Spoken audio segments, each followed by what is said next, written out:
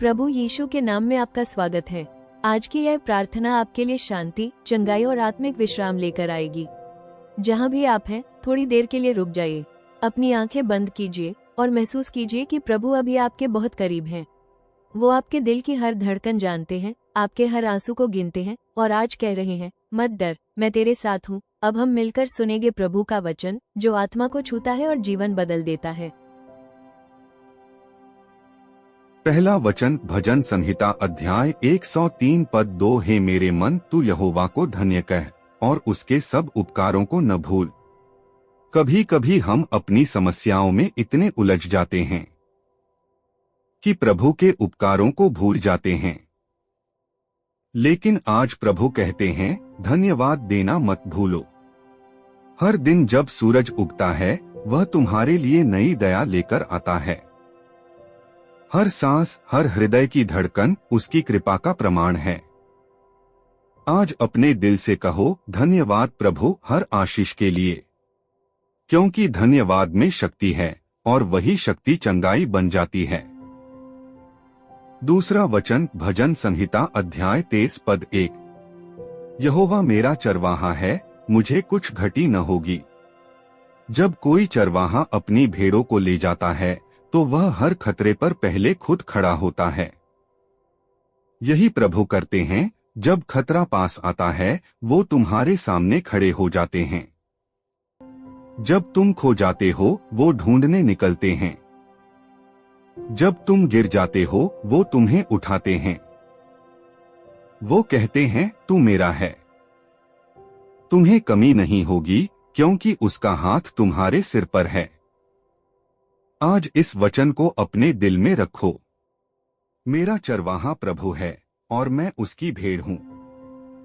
तीसरा वचन रोमियो अध्याय 10 पद 11।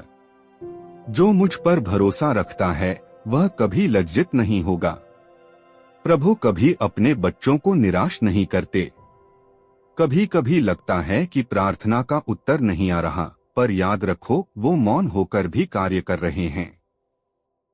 वो देर कर सकते हैं, लेकिन अंधेरा नहीं रहने देंगे। उनकी योजना परफेक्ट है, क्योंकि जब वो देर करते हैं, वो हमें और बेहतर चीज के लिए तैयार करते हैं। इसलिए अगर तुम इंतजार में हो तो शिकायत मत करो।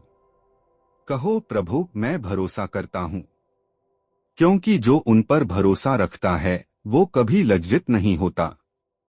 चौथा वचन भजन संहिता अध्याय 126 पद 5। जो रोते हुए बीज बोते हैं, वे जय जयकार करते हुए लवनी काटेंगे। शायद तुम आज रो रहे हो, किसी हानि के लिए, किसी चोट के लिए, किसी अधूरे सपने के लिए। लेकिन प्रभु कह रहे हैं, ये आंसू व्यर्थ नहीं हैं। वो बीज हैं जिनसे आशीष का पेड़ उगेगा। कभी कभी भगवान हमें टूटने देते हैं ताकि हमें नया बना सकें। हर आंसू प्रभु की हथेली में है और वो एक दिन उन्हें हंसी में बदल देंगे। विश्वास रखो, क्योंकि रोना हमेशा नहीं रहेगा, आनंद सुबह जरूर आएगा। पांचवा वचन यिर्मयाह अध्याय 30 पद 17। मैं तुझे चंगा करूंगा और तेरे घावों को भर दूंगा। प्रभु तुम्हारे दर्द को जानते हैं, वो दर्द जो किसी को नहीं बताया, वो घाव जो बाहर से नहीं दिखते पर भीतर से गहरे हैं। वो कहते हैं, मुझे अपना दर्द दे दो। वो केवल शरीर नहीं, आत्मा को भी चंगाई देते हैं। वो हर टूटे दिल को जोड़ते हैं। जहां मनुष्य की दवा खत्म होती है, वहीं यीशु का स्पर्श शुरू होता है। आज कहो, प्रभु मुझे चंगा कीजिए, और वो अभी कार्य कर रहे हैं। छठा वचन मत्ती अध्याय 7 पद 7। मांगो तो तुम्हें दिया जाएगा, ढूंढो तो पाओगे, खटखटाओ तो तुम्हारे लिए खोला जाएगा। प्रभु तुम्हें कहते हैं, बस मांगो, लेकिन पूरे दिल से मांगो। कभी कभी हम हिम्मत हार देते हैं, पर प्रभु इंतजार कर रहे होते हैं कि हम विश्वास से खटखटाएं। हर दरवाजा तब खुलता है जब तुम डटे रहते हो। उसका उत्तर आ रहा है। बस धैर्य रखो। कभी मत सोचो कि वो भूल गया है। वो बस सही समय का इंतजार कर रहा है, क्योंकि वो जानता है कब क्या देना है। 7वां वचन, मत्ती अध्याय 11 पद 28। हे सब परिश्रम करने वालों और बोझ से दबे लोगों, मेरे पास आओ, मैं तुम्हें विश्राम दूंगा। प्रभु तुम्हारे थके हुए दिल को देख रहे हैं। वो कहते हैं, तू अब अकेला मत लड़, अपने बोझ मुझे दे दे, क्योंकि वो तुम्हें शांति देना चाहते हैं। वो शांति जो इस दुनिया में नहीं मिलती। आज रात जब तुम प्रार्थना करो तो बस कहो, प्रभु मैं हार मानता हूँ, अब तू संभाल। और देखना, तुम्हारे भीतर एक ऐसी शांति उतरेगी जो शब्दों में नहीं बताई जा सकती। 8वां वचन, यशायाह अध्याय 41 पद 10। मत डर, क्योंकि मैं तेरे साथ हूँ, निराश मत हो, क्योंकि मैं तेरा परमेश्वर हूँ। डर इंसान को कमजोर बना देता है, पर प्रभु कहते हैं, डर मत। वो तुम्हारे साथ हैं, हर तूफान में, हर अंधेरे में। जब सब तुम्हें छोड़ देते हैं, वो तब भी तुम्हारे पास होते हैं। वो कहते हैं, मैंने तेरा दाहिना हाथ पकड़ा है, तो मत डर, तुम अकेले नहीं हो। वो प्रभु है जो तुम्हारे साथ है, आज, कल और सदा तक। 9वां वचन, फिलिप्पियों अध्याय 4 पद 13। जो मुझे सामर्थ देता है, उसमें मैं सब कुछ कर सकता हूँ। कभी कभी तुम्हें लगता है कि तुम कमजोर हो, कि अब कुछ नहीं हो सकता, कि सब खत्म हो गया। पर प्रभु कहते हैं, तू कमजोर नहीं, तू मेरा बच्चा है। जब तुम्हारा बल खत्म होता है, तभी मेरा सामर्थ शुरू होता है। जो कार्य मनुष्य नहीं कर पाता, वो प्रभु तुम्हारे माध्यम से कर सकते हैं। उसकी शक्ति तुम्हारे अंदर बहती है। वो जो पहाड़ों को हिला सकती है, तूफानों को शांत कर सकती है। इसलिए आज से कहो, मैं कर सकता हूँ, क्योंकि यीशु मेरे साथ हैं। जब प्रभु तुम्हारे पक्ष में हो, तो कोई परिस्थिति तुम्हें रोक नहीं सकती। 10वां वचन, यूहन्ना अध्याय 14 पद 27। मैं तुम्हें अपनी शांति देता हूँ, जैसी दुनिया नहीं दे सकती। दुनिया की शांति अस्थायी है, कभी पैसों से, कभी लोगों से, कभी चीजों से जुड़ी हुई। लेकिन प्रभु की शांति अलग है। वो शांति आंधी में भी स्थिर रहती है। जब चारों ओर हलचल हो, तब भी तुम्हारे भीतर एक सुकून रहता है, क्योंकि तुम जानते हो कि प्रभु नियंत्रण में है। इसलिए जब चिंता आए तो कहो, प्रभु मुझे तेरी शांति चाहिए। वो तुम्हारे दिल को भर देंगे ऐसी शांति से, जो तुम्हें सुला देगी, संभाल लेगी और भीतर से बदल देगी। 11वां वचन, भजन संहिता अध्याय 46 पद 1। परमेश्वर हमारा शरण स्थान और बल है, संकट में अति सहज से मिलने वाला सहायक। कई बार लगता है कि कोई नहीं है, ना मित्र ना परिवार, कोई समझने वाला नहीं। लेकिन प्रभु तुम्हारे बहुत करीब हैं। जब सब दूर हो जाते हैं, वो और करीब आते हैं। जब दुनिया मुंह मोड़ती है, वो गले लगाते हैं। वो तुम्हारे आंसुओं के पास खड़े हैं, वो तुम्हारे दर्द को समझते हैं। तुम्हें छिपने की जगह चाहिए, वो तुम्हारा शरण स्थान है। तुम्हें हिम्मत चाहिए, वो तुम्हारा बल है। बस एक बार पुकारो प्रभु, और वो जवाब देंगे, मैं यही हूँ। 12वां वचन, मत्ती अध्याय 6 पद 33। पहले परमेश्वर के राज्य और उसकी धार्मिकता को ढूंढो, और बाकी सब तुम्हें मिल जाएगा। हम अपने जीवन में बहुत कुछ ढूंढते हैं, सफलता, पैसा, सुख, पहचान। पर प्रभु कहते हैं, पहले मुझे खोजो, क्योंकि जब तुम प्रभु को खोजते हो तो बाकी सब तुम्हारे पीछे दौड़ता है।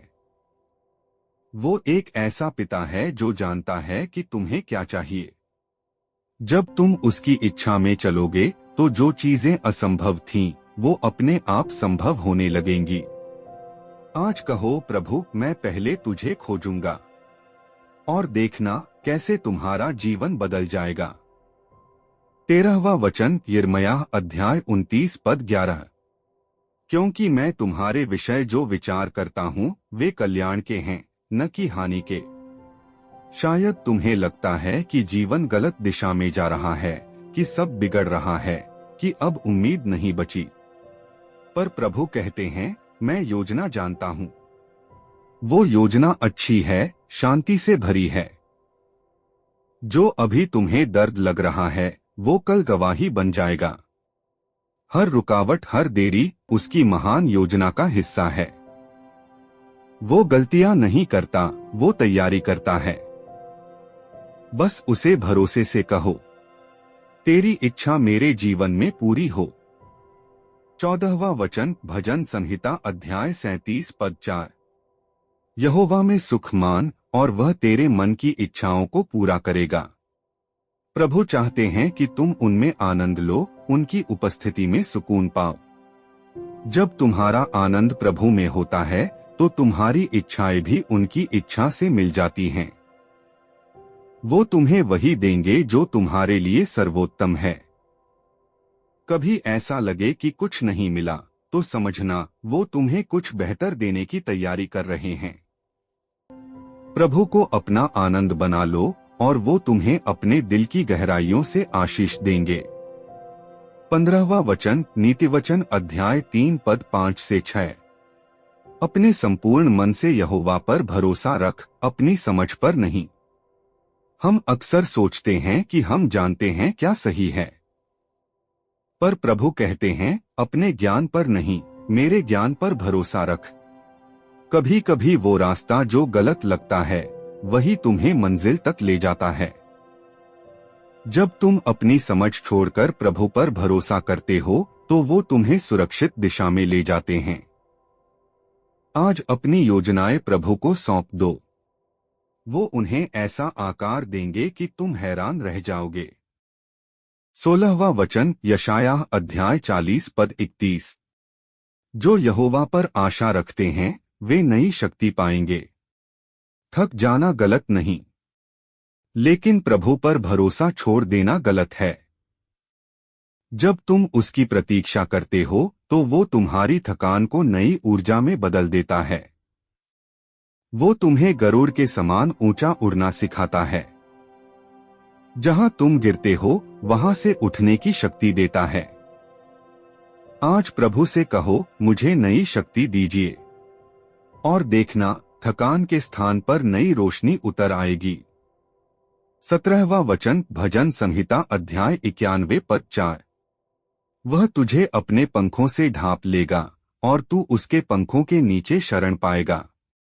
प्रभु का प्रेम एक सुरक्षा की चादर की तरह है। जब तूफान आता है वो तुम्हें अपने पंखों में छिपा लेते हैं। वो पिता हैं जो अपने बच्चों की रक्षा करते हैं। जब तुम्हें डर लगे तो बस आंखें बंद करो और कल्पना करो कि प्रभु तुम्हें अपने पंखों में समेटे हुए हैं। उसकी उपस्थिति में कोई भय नहीं टिकता। वो तुम्हें ढांपते हैं, बचाते हैं और संभालते हैं। 18वां वचन, भजन संहिता अध्याय 34 पद 18। यहोवा टूटे मन वालों के समीप रहता है और पछताए हुओं का उद्धार करता है। प्रभु को सबसे ज्यादा करीब कौन मिलता है? वो नहीं जो परिपूर्ण हैं, बल्कि वो जो टूटे हुए हैं। वो आंसू जो किसी ने नहीं देखे, वो प्रभु ने देखे हैं। वो उस टूटन को समझते हैं जिसे शब्दों में नहीं कहा जा सकता। वो तुम्हारे दिल को जोड़ने आए हैं और तुम्हें याद दिलाने आए हैं कि तुम अब भी उनके प्रिय हो।